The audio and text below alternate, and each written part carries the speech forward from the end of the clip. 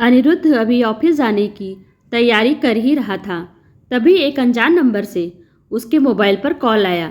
अनिरुद्ध के फ़ोन उठाते ही उधर से उस व्यक्ति ने कहा, नमस्ते अवस्थी जी, मैं रायपुर से स्टेट एजेंट बजाज बोल रहा हूँ। आपका 5 मिनट समय चाहिए। स्टेट एजेंट सुनते ही अनिरुद्ध थोड़ा अपनी गतिविधियों पर विराम लगाते हुए बोला, हाँ कहिए मिस्टर बजाज, कैसे याद किया?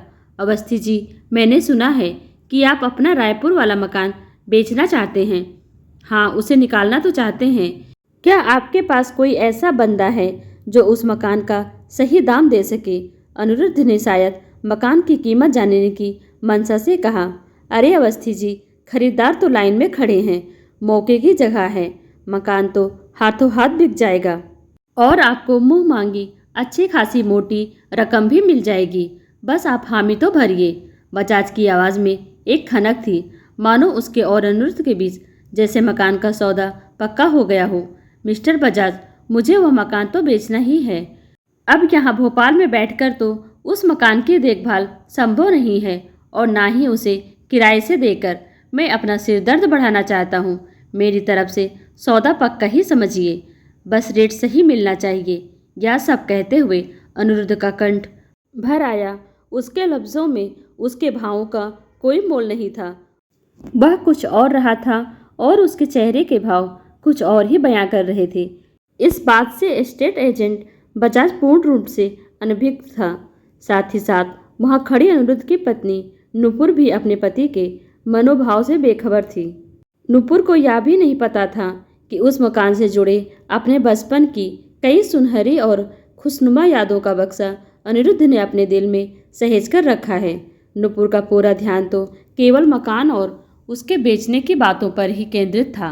अच्छा तो फिर ठीक है, मिल बैठकर लेन देन की सारी बातें और ज़रूरी कागजी कार्यवाही पूरी कर लेते हैं। बजाज ने बगैर विलंब किए फौरन कहा, हाँ मैं आता हूँ 2 दिन बाद रायपुर, आप डील फाइनल ही समझिए। ऐसा कहकर अनिरुद्ध ने फ़ोन रख दिया और अपने ऑफिस के लिए निकल गया। सारे रास्ते अनिरुद्ध को बस रायपुर के मकान में गुजारे अपने बचपन की कुछ छोटे छोटे दृश्यों की झलकियाँ स्मरण होने लगी थी। ऑफिस पहुंचकर भी उसका पूरा ध्यान रायपुर के मकान पर ही रहा। अनिरुद्ध को एक एक करके सब याद आने लगा। कानों में अपनी महरूम नानी की आवाज़ सुनाई पड़ने लगी। वो उसे प्यार से अनु अनु पुकारा करती थी।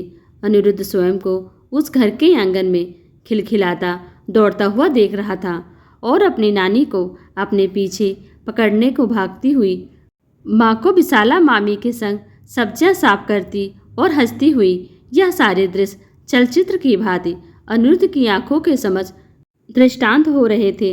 अनिरुद्ध अब भी नहीं भूला जब वह बचपन में अपनी माँ मुक्ता के संग अपने ननिहाल रायपुर जाया करता था। आसपास की औरतें उसकी बलाइयाँ लेती नहीं थकती। कहने को विशाखा मामी जो पड़ोस में रहती थी, माँ की मुँह बोली भाभी और उसकी मामी थी, लेकिन उनका निश्चल प्रेम, लाड प्यार और दुलार किसी अपनों से कम ना था। यहाँ आकर अनिरुद्ध को एक और बात समझ नहीं आती थी कि वह अवस्थी के बेटे से मुक्ता का बेटा कैसे बन जाता है। धीरे धीरे जब वह और थोड़ा बड़ा हुआ तो उसे समझ आने लगा कि ननिहाल ही एकमात्र ऐसा स्थान है जहाँ किसी भी बच्चे को उसकी माँ के नाम से जाना जाता है, वरना दुनिया के किसी भी कोने में हर बच्चा अपने पिता के नाम से ही जाना जाता है। आज भी अनिरुद्ध अपनी नानी की लोरियाँ, स्नेह व स्पर्श आंखें बंद करके महसूस कर सकता था।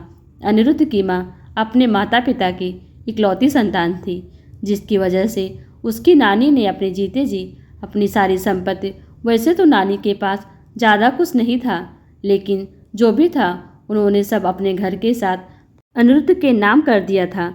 जब तक नानी जीवित रही, अनिरुद्ध अपनी माँ के संग रायपुर जाया करता था, किंतु नानी के आंखें मूंदते ही माँ का रायपुर जाना बंद हो गया और अनिरुद्ध का भी समय बीतता गया और एक फिर दिन माँ और पापा ने भी जीवन का डोर छोड़ दिया। इन्हीं सब ख्यालों में खोया अनिरुद्ध का पूरा दिन निकल गया। दूसरे दिन भी अनिरुद्ध अपने विचारों के भंवर जाल में कुछ इसी तरह फंसा रहा और यूं ही 2 दिन बीत गए। 2 दिनों के पश्चात जब Aniruddha state agent mister Bajaj से मिलकर अपनी नानी के घर का सौदा करने रायपुर पहुंचा और जैसे ही वह रेलवे स्टेशन से बाहर निकला, लोगों की भीड़ ने उसका ध्यान बरबस ही अपनी ओर खींच लिया। आखिर मामला क्या है, यह जानने के लिए अनिरुद्ध उत्सुकतावश भीड़ की ओर बढ़ गया। भीड़ के करीब पहुंचकर उसने देखा, एक अर्धमूर्छित महिला मैले कुचैले चिथड़े में लिपटी शव अल्पाहार की दुकान के सामने से हटने का नाम ही नहीं ले रही है। दुकानदार और वहां पर मौजूद लोग उसे वहां से खदेड़ने का प्रयास कर रहे हैं।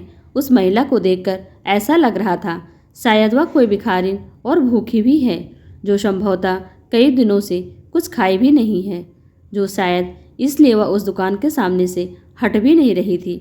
अनिरुद्ध ने जब उस महिला को गौर से देखा तो वह सन्न रह गया। उसकी आंखें झिलमिला गई। उसे पहचानना मुश्किल था, लेकिन अनिरुद्ध के स्मृति पटल में इस महिला की अमिट छवि आज भी सजीव थी। यह महिला कोई और नहीं, विशाखा मामी थी। उनकी इस दुर्दशा पर अनिरुद्ध हैरान था। उसने मिस्टर बजाज से मिलना स्थगित कर दिया। अनिरुद्ध ने फिर विशाखा मामी को वहीं सामने की दुकान से कुछ खाने का सामान लेकर खिलाया और सीधे लेकर उन्हें स्थानीय हॉस्पिटल पहुंचा, क्योंकि विशाखा मामी की हालत काफ़ी खराब थी और वह अनिरुद्ध को पहचान भी नहीं रही थी। विशाखा मामी को हॉस्पिटल में भर्ती कराने के उपरांत जब अनिरुद्ध ने उनके इस दुर्दशा का कारण मालूम किया तो पता चला कि उनके दोनों बेटे ने उनका घर बेच दिया है और रुपयों को आपस में बांट लिया। उन्हें यहाँ अकेला छोड़कर भाग गए। तब से विशाखा मामी बेसहारा यहाँ वहाँ भटक रही हैं। मुँह बोली ही सही, पर विशाखा जी अनिरुद्ध की मामी थी।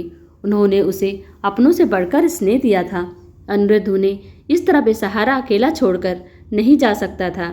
इसलिए उसने मिस्टर बजाज से मिलकर यह निर्णय लिया कि अब वह अपने नानी का घर नहीं बेचेगा, बल्कि उसे एक नए घर का स्वरूप देगा और उस घर का नाम होगा रैन बसेरा, जिसमें विशाखा जी की तरह बेबस, बेसहारा और अपने से ठुकराए लोग उसमें आसरा पा सकेंगे। 15 दिनों बाद जब अनिरुद्ध हॉस्पिटल पहुंचा तो उसने विशाखा जी को रैन बसेरा के बारे में बताया तो वह बहुत प्रसन्न हुई। लेकिन जब अनिरुद्ध ने उन्हें अपने संग भोपाल चलने का आग्रह किया तो उन्होंने यह कहकर इनकार कर दिया, अनु बेटा, मुझे यहीं रैन बसेरा में ही रहने दे। मैं यहीं रहना चाहती हूँ। यहाँ रहकर मैं अपने जैसे लोगों का दर्द बांटना चाहती हूँ। विशाखा जी का मान रखते हुए अनिरुद्ध उनकी बात मान गया और अपनी नानी का मकान, जो अब बेबस बेसहारा लोगों का रैन बसेरा था, की बागडोर अपनी मामी विशाखा जी को देकर प्रसन्नचित्त मन से भोपाल लौट आया। कहानी पसंद आई हो तो लाइक कमेंट कीजिए